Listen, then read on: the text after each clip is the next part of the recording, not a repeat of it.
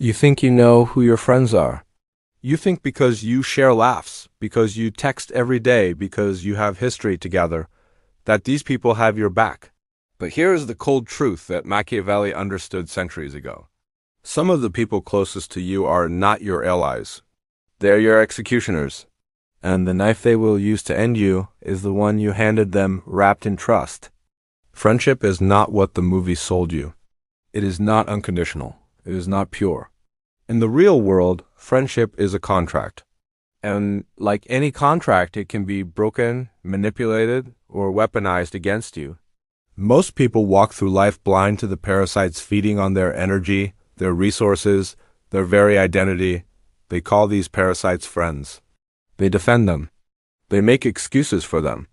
And one day they wake up destroyed, wondering how it all went so wrong. Machiavelli did not write about friendship the way poets do. He wrote about it the way a surgeon writes about disease. He understood that human beings are fundamentally self-interested creatures.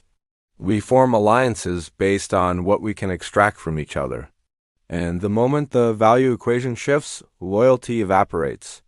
If you want to survive in a world of hidden agendas and social warfare, you need to know who to keep at arm's length. You need to recognize the patterns of betrayal before they destroy you. There are 5 types of friends who will ruin your life if you let them. 5 archetypes of social poison that Machiavelli would have identified immediately. By the end of this, you will see them clearly. You will see them in your phone contacts.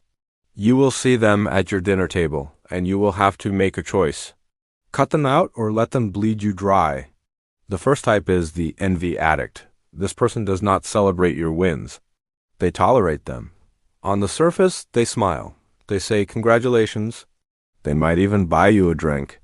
But watch their eyes. Watch the micro-expression that flashes across their face when you announce your promotion, your new relationship, your success. It is not joy, it is pain. Your happiness is their suffering. Envy is not the same as jealousy. Jealousy says, I want what you have. Envy says, I want you to lose what you have. The envy addict does not want to rise. They want you to fall. Because your failure is the only thing that makes them feel equal. Machiavelli warned that envy is the most dangerous emotion in the court because it cannot be satisfied. You cannot appease an envious person by being humble. You cannot fix it by downplaying your success. The more you try to make them comfortable, the more they despise you for having to try. This friend will sabotage you in ways that are almost invisible. They will plant seeds of doubt. Oh, are you sure that job is right for you? I heard that company has issues. They will forget to tell you about opportunities. They will introduce you to people only after positioning themselves as superior. They will never connect you to someone who could elevate you because your elevation terrifies them. And when you fail, when you hit a rough patch, suddenly they are available. Suddenly they are concerned. Suddenly they want to help. Because your misery is their morphine. The test is simple. Tell them about something amazing that happened to you, and watch how long it takes for them to make the conversation about themselves. If within 2 minutes they are talking about their own problems, their own achievements, or worse, finding a way to diminish what you just shared, you are dealing with an envy addict. Machiavelli would tell you to never reveal your full hand to these people. Never let them see the full scope of your ambition or your success. They are not your friend. They are your competition wearing a friendly mask. The second type is the crisis vampire. This person only calls you when they are drowning. They need advice. They need money. They need emotional labor. And you give it because that is what friends do. But notice something. When was the last time they asked how you were doing? When was the last time they showed up for you? The crisis vampire operates on a simple formula. They extract. They do not invest. Machiavelli understood that relationships are built on reciprocity. A prince does not keep allies who only take. He keeps allies who provide value in return. The crisis vampire provides nothing but drama. They are addicted to their own chaos. And worse, they are addicted to your role as savior. You are not helping them. You are enabling them. Every time you solve their problem, you reinforce the dynamic. You teach them that you are the person who will drop everything to rescue them while they learn nothing, change nothing, grow nothing. And here is the cruelest part. The moment you set a boundary, the moment you say, I cannot help you this time, they disappear. They do not argue. They do not get angry. They just vanish. Because you were never a friend. You were a resource. And resources that stop producing get abandoned. You will see them resurface months later with a new crisis, a new emergency, a manufactured urgency designed to guilt you back into service. The crisis vampire trains you to associate friendship with exhaustion. After every interaction, you feel drained. You feel like you just ran a marathon. That is not friendship. That is extraction. Machiavelli would advise you to recognize that some people are black holes. They consume light. They do not emit it. And no matter how much energy you pour into them, they will never be full. You are not responsible for saving people who refuse to save themselves. Let them drown. It is the only way they will learn to swim. The third type is the status chameleon. This friend is only your friend when it is convenient. When you are up, they are close. When you are down, they are ghosts. They measure the value of every relationship by what it does for their image, their network, their climb. You are not a person to them. You are a rung on a ladder. Machiavelli wrote that men are generally ungrateful, fickle, and deceitful. The status chameleon embodies this perfectly. They will attend your events when other important people are there. They will promote your work when it makes them look good by association. They will use your name to open doors and then close those doors behind them. But the moment your status dips, the moment you are no longer useful to their narrative, you become invisible. Watch how they treat people they perceive as beneath them. Watch how they talk about old friends who are no longer relevant. That is your future with them.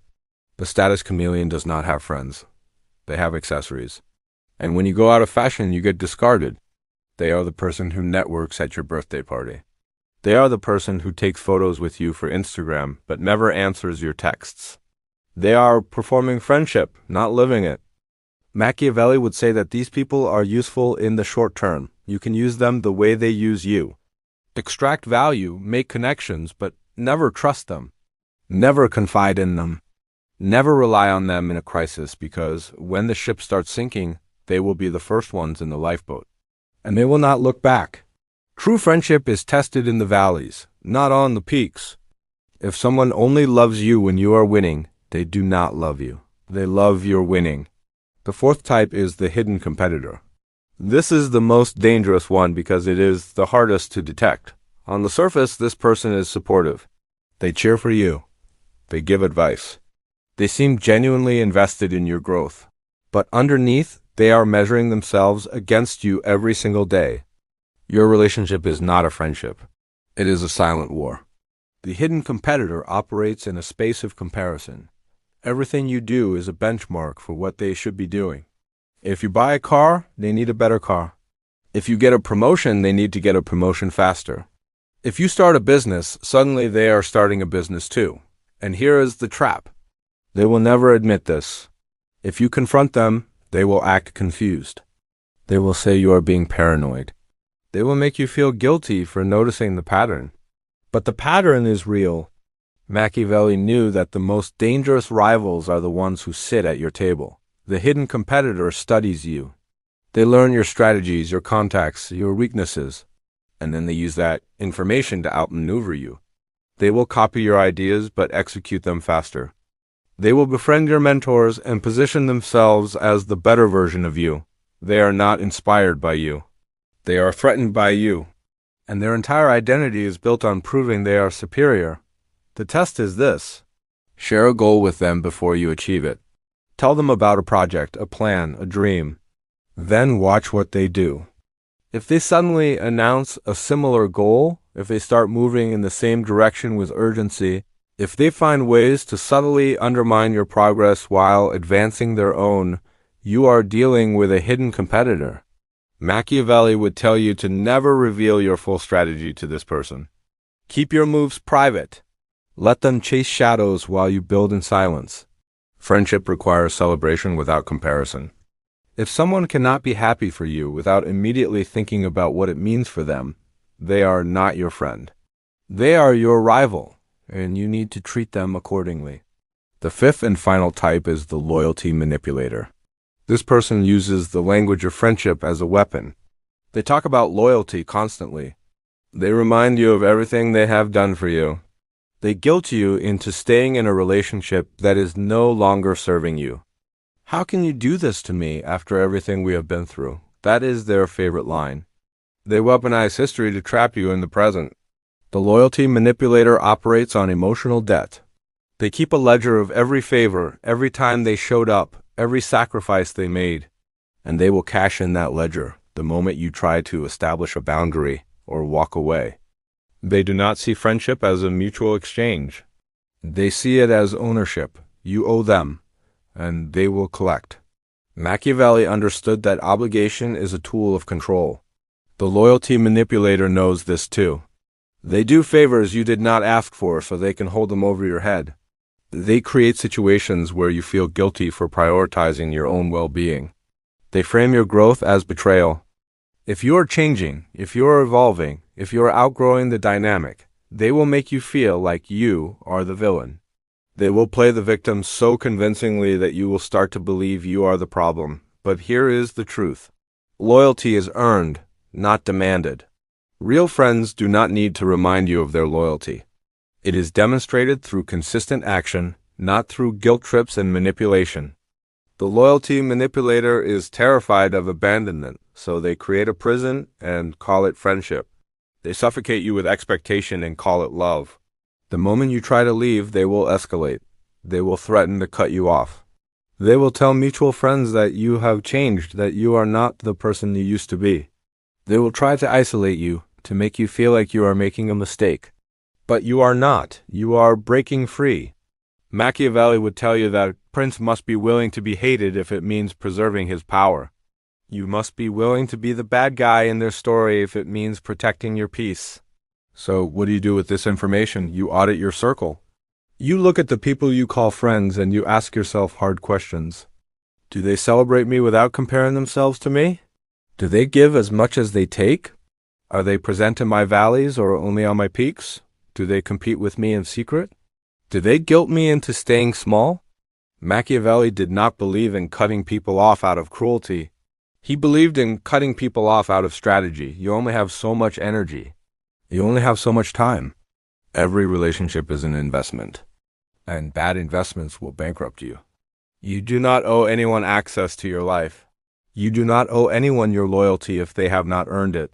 And you certainly do not owe anyone an explanation when you decide to protect yourself. The hardest part is not identifying these people.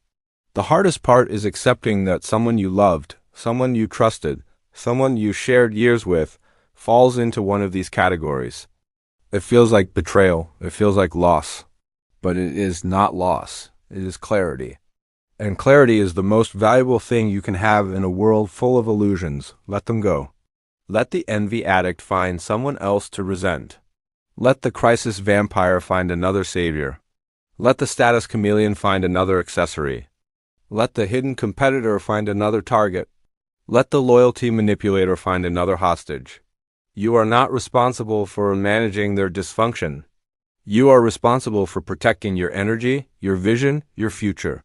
Machiavelli would tell you that a wise prince surrounds himself with people who make him stronger, not weaker. Your inner circle should be a fortress, not a liability.